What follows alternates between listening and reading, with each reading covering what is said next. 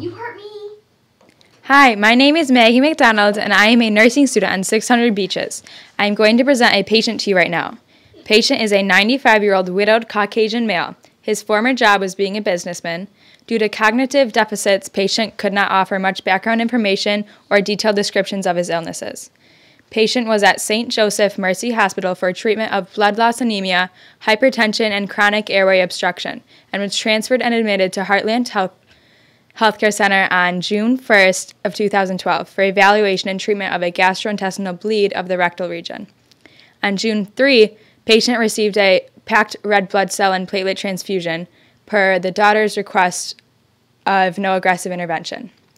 At this time, patient has abdominal pain with unspecified location, and blood levels are back to normal levels. Currently, the patient has macular degeneration, hypertension, chronic obstructive pulmonary disease, advanced dementia, bladder cancer, blood loss anemia, hyperlipidemia, and osteoporosis. Vital signs are stable. Heart rate is 64, blood pressure is 140/60, respiratory rate is 20, temperature is 36.8 degrees Celsius taken orally. Patient's past medical history. Patient was placed on a pacemaker on November 10, 2011. Patient has bladder cancer, urinary retention related to clots obstructing urethra since July 9, 2007. Patient has history of chronic kidney disease. Patient has been diagnosed with depression. Patient is up to date on immunizations. Patient's known allergies include tramadol, benzonatate, lisinopril, Egranox, and varicella zoster immune globulin.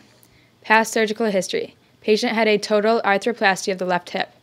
Patient is on numerous medications for COPD, hypertension, gastroesophageal reflux disease, elevated cholesterol, depression, pain, and bloating, as well as supplements for vitamin B12, calcium, and fiber. Functional assessment. Alert and oriented times 1. Patient is on a mechanical soft diet. Patient is incontinent of both bowel and bladder. Patient states he is doing physical therapy for hip and other joints. Patient states he sleeps and eats well. Patient states he has poor hearing and is currently using hearing aids. Patient stated he has been a smoker since he was 30 and started smoking 1 pack a day since he was 50. Patient denies any caffeine use. Psychosocial data. Patient states he has 3 children and 8 grandchildren that live in Jackson and are able to come visit him regularly. Patient states he has a good support system. Patient and family are very spiritual and identify themselves as Christian. Patient states to maintain his religious practices. Family history. Both parents are deceased and mother had a history of hypertension and father history of COPD. Siblings also have hypertension. Respiratory. Given patient's present diagnosis of COPD, it is important to assess his respiratory system. Patient denies any changes in his breathing patterns over the last 5 years, any physical problems affecting his breathing, or ever having a respiratory infection. Patient states that he has had difficulty breathing for many years but has not had any recent changes. He has difficulty carrying out his exercise consisting of physical therapy due to shortness of breath. Patient has stable emphysema with mild central pulmonary vascular prominence. Upon examination, patient rates pain as a 4 on a scale of 1 to 10 when lying in bed. Patient appears to have increased AP transverse diameter with a barrel chest present. Patient does not appear to be in any distress.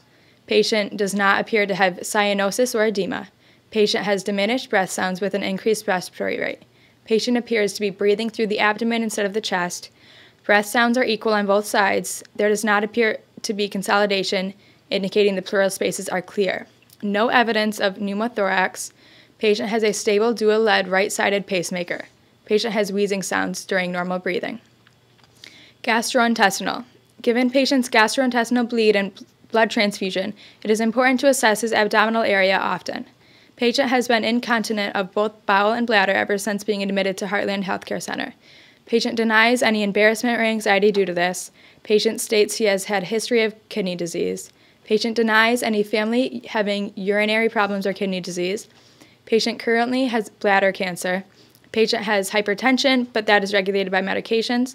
Patient denies any recent changes in his urine and states there are no abnormal characteristics of his urine. Patient denies changes in weight.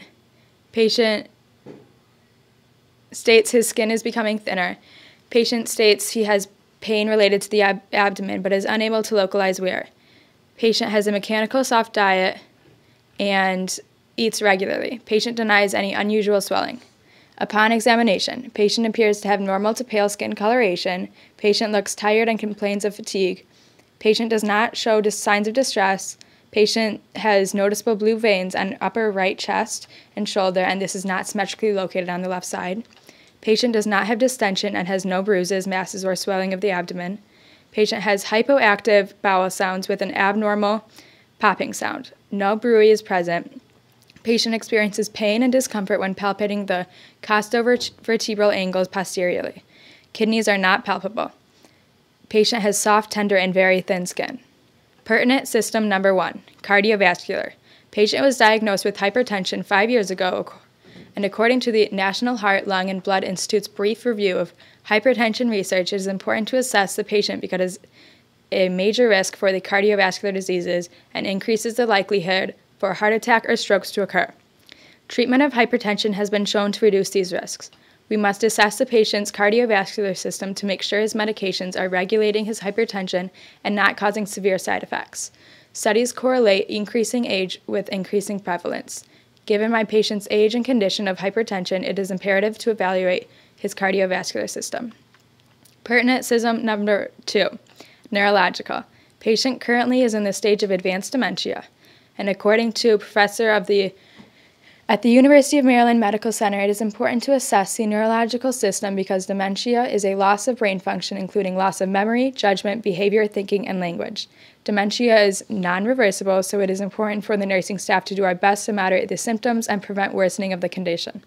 Dementia becomes more prevalent with age, and 1 in 3 adults over 65 years of age die with a type of dementia.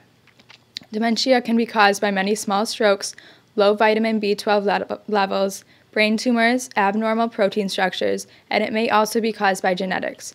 It is important that we assess my patient's neurological status to notice and track any changes in his mental status and cognitive ability. My patient is currently alert and oriented ×1.